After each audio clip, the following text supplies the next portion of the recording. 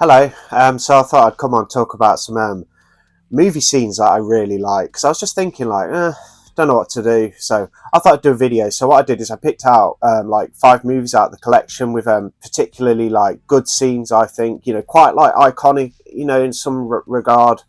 And I thought I'd just come on and talk about them basically. And it got me thinking about one of my favorites. So one of my favorites, the original TCM, is just littered with so many like awesome, like iconic scenes. I mean, one scene in particular, I mean, it's pretty infamous. I'm sure most people who like TCM find it enjoyable, but where Kirk goes looking in the house and we're introduced to Leatherface. He's attacked, struck with the hammer in the doorway to the kitchen, and Leatherface basically just hits him over the head with a little hammer, which has a lot of impact. He's reacting on the floor. You've got Kirk like sort of what would you call it? He's kind of like having a spasm.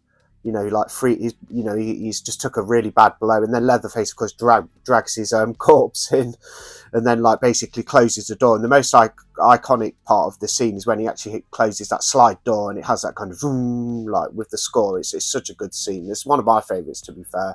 I mean, the ending's really good as well, of course, with another one involving Leatherface. It's basically like when Sally's got away on the back of that guy's truck, and he's so like just mad and just frustrated, and he just starts swinging the chainsaw around, and it's sort of he's moving around and twirling around, and then it just ends there quite abruptly. And there's a couple of just great scenes in the film. A few more, of course, the freezer scene. I think it's Jerry. Yeah, it's when Jerry goes looking for Kirk and Pam in the Sawyer family home farmhouse, and he goes into the back.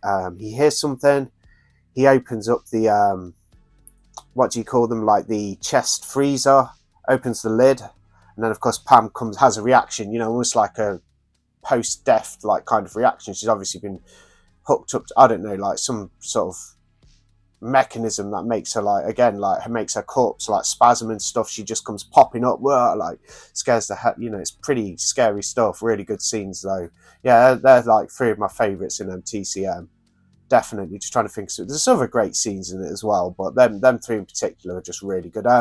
Where Sally and Franklin are in the woods, and like it's when you're first introduced to Leatherface, and he pops up and he basically, it's not when you're first introduced to Leatherface, sorry, it's when they're first introduced to Leatherface. So when Franklin and Sally are first introduced, and obviously Franklin's a whiner as well. He's being wheeled along. They're trying to find I think it's Jerry who they're going after. And it's getting dark as well, and they're in the woods, close to the Sawyer family home, in the middle of nowhere, quite a secluded area.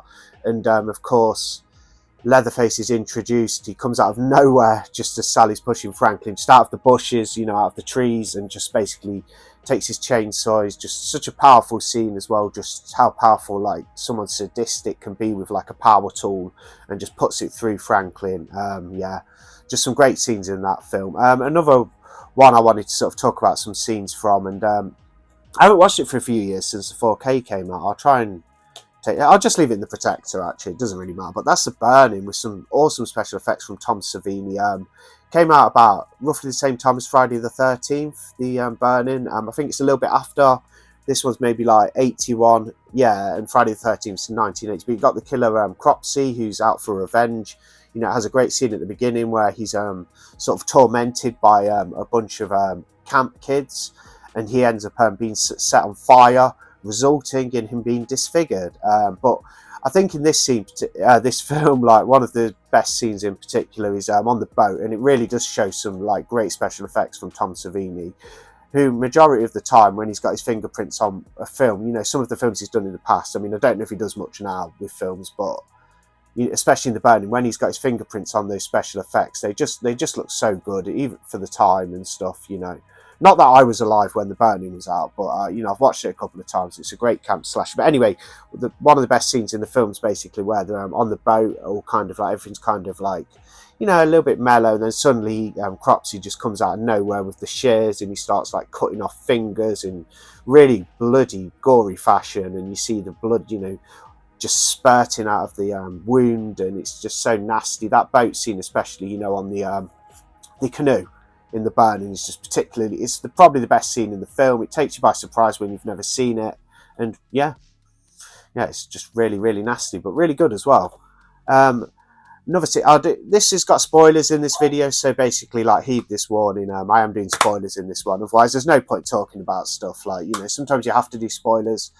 When I do reviews, I try to do spoiler-free reviews, but sometimes there's just no point in the video if you're not going to have spoilers, because it's sort of remembering these great scenes and stuff. But yeah, one that I was a bit late to watching. I think I watched it for the first time about 2020, and that's this one, Sleepaway Camp. And yeah, it's a well-known scene, but just the ending just took me by surprise. I'd heard Sleepaway Camp was worth watching if you're a big horror genre fan before I'd actually watched it. It took me a while to get around to it. I had no idea what was coming at the end. I'd never had the finale spoiled, and it did take me by surprise. So, the film did its part in that regard. Basically, when so spoilers. So when basically you find out who the killer is, and it's been like Angela all along, but really Angela is male, and it just has that shot where it's just got her twisted, like absolutely terrifying, this twisted expression on her face, which is absolutely terrifying.